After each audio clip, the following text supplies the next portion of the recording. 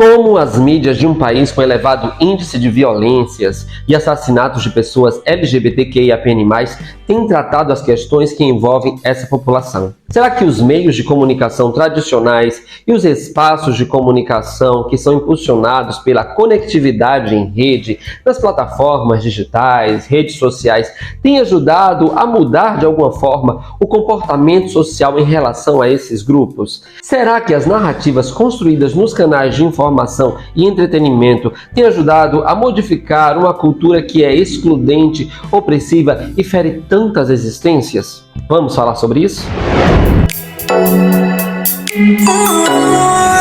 Os meios de comunicação têm ampla influência no cotidiano de uma sociedade como a brasileira. Isso todos nós percebemos e nem precisamos de dados científicos para comprovar isso. Para muitas pessoas, a informação, o acesso a determinados contextos culturais chega pela TV, pelo rádio e já faz um tempinho chega pelas plataformas digitais, pelas redes sociais, na palma da mão em nossos dispositivos móveis. Inclusive, hoje qualquer pessoa pode pegar o seu smartphone e produzir conteúdos. A disseminação de informações já não está mais no controle de empresas especializadas em comunicação. Sendo assim, a comunicação qualificada está em disputa com aquela que sofre uma direta influência do senso comum, ou seja, dos saberes que são compartilhados pela cultura ao longo da história humana, por ideologias hegemônicas que ainda predominam porque foram aceitas e legitimadas por nós, Um sistema de crenças e valores que institui padrões de ser e de viver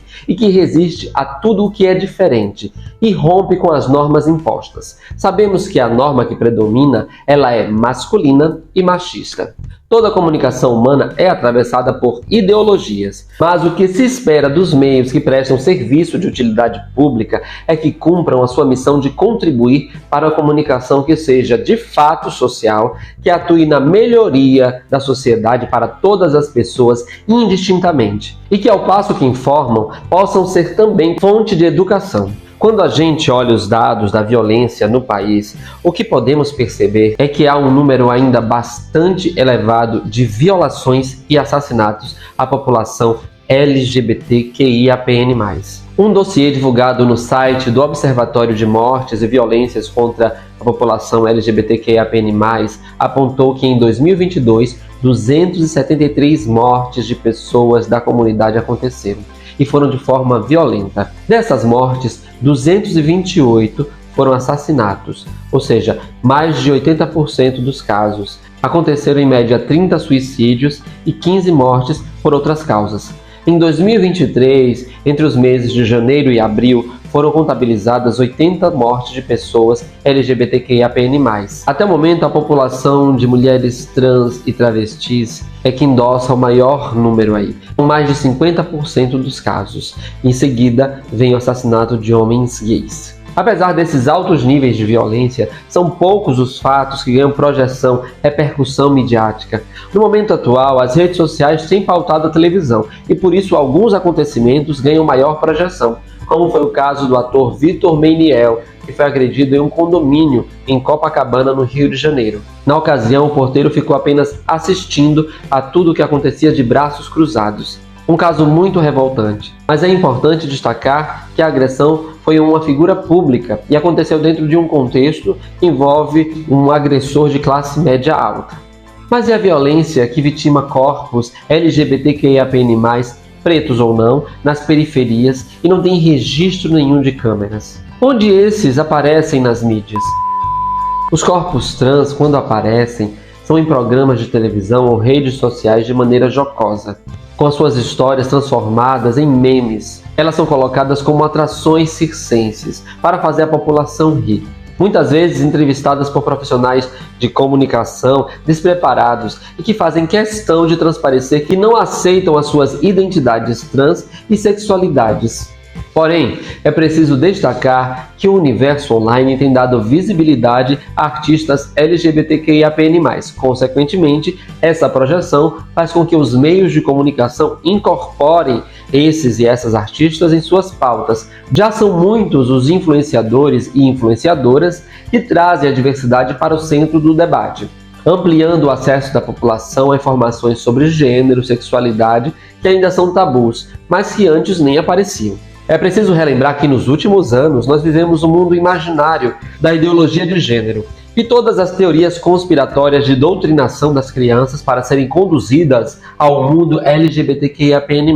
Ficções e narrativas criadas por conservadores da extrema-direita que colocam a nossa comunidade num lugar pecaminoso e criminoso. E todo esse imaginário também foi potencializado por meios de comunicação, sobretudo os que são administrados por empresas religiosas.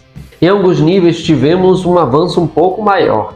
As plataformas de streaming, por exemplo, como a Netflix, têm séries documentais e ficcionais que trazem narrativas sobre a população LGBTQIAPN+, de forma variada. Algumas delas são bem legais, como a Sex Education e a Heartstopper. Por exemplo, essas duas trazem de maneira didática o que acontece naquela fase de descobertas do gênero, da sexualidade na adolescência. São representações importantes, uma vez que temos uma cultura muito marcada pela audiovisualidade e pelas representações sociais na teledramaturgia. E por falar nisso, as telenovelas começaram também a incorporar, timidamente ainda, as narrativas da comunidade LGBTQIAPN+, desde a novela infanto-juvenil Malhação até as novelas que estão em horários considerados nobres. Então gays, lésbicas, homens e mulheres trans, assexuais, começam ali a aparecer nessa forma de entretenimento que faz parte da TV aberta e que já está incorporada à cultura brasileira.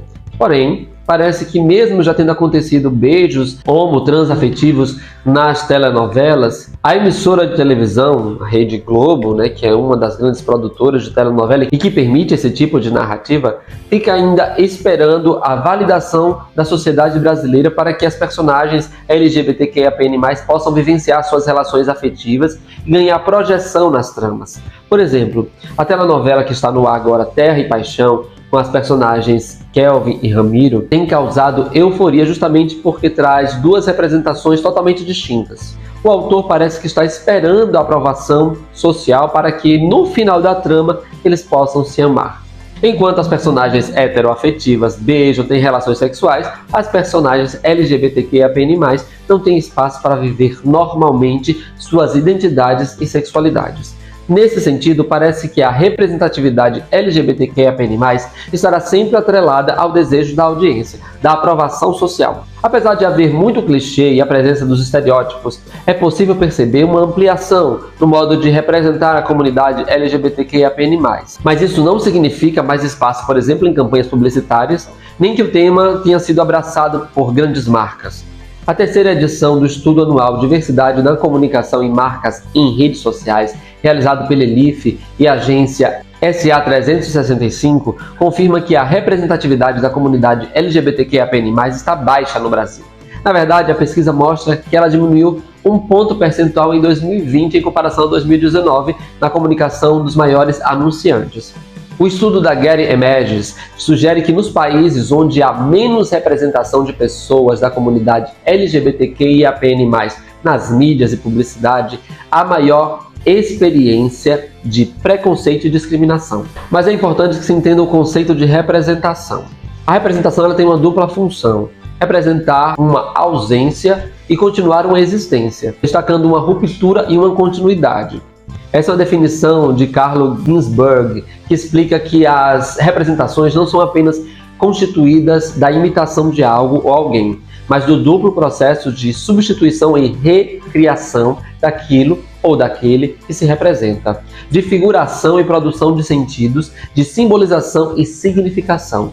Por essas perspectivas apresentadas, e também observando os dados da violência, as representações e as abordagens dos meios de comunicação não têm sido suficientemente potentes para gerar uma sociedade mais tolerante e menos transfóbica. Talvez a ausência de pessoas da comunidade LGBTQIAPN+, em funções de poder dentro das empresas de comunicação contribua para a ausência de olhares outros em relação às nossas pautas. Ainda precisaremos trabalhar muito para ter homens e mulheres com diferentes performatividades de gênero, sendo repórteres, âncoras de jornal, produtores, redatores, cinegrafistas, enfim.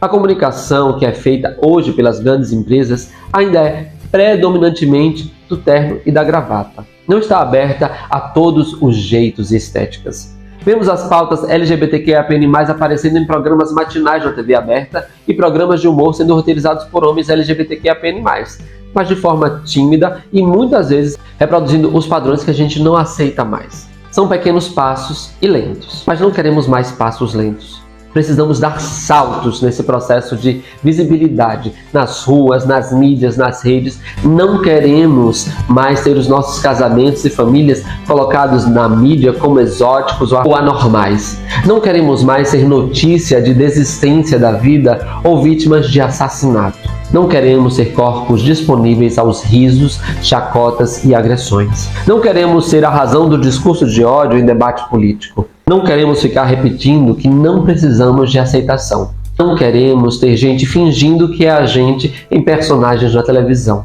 Não queremos ficar fora das campanhas publicitárias. E quando entrarmos nelas, não queremos indignação. Não queremos ofensa recreativa e nem quadros de humor com a nossa condição. Não queremos que confundam o nosso pronome usando ele quando o nosso corpo mostra que é ela. Não queremos mais ficar fora das pautas positivas dos meios de comunicação.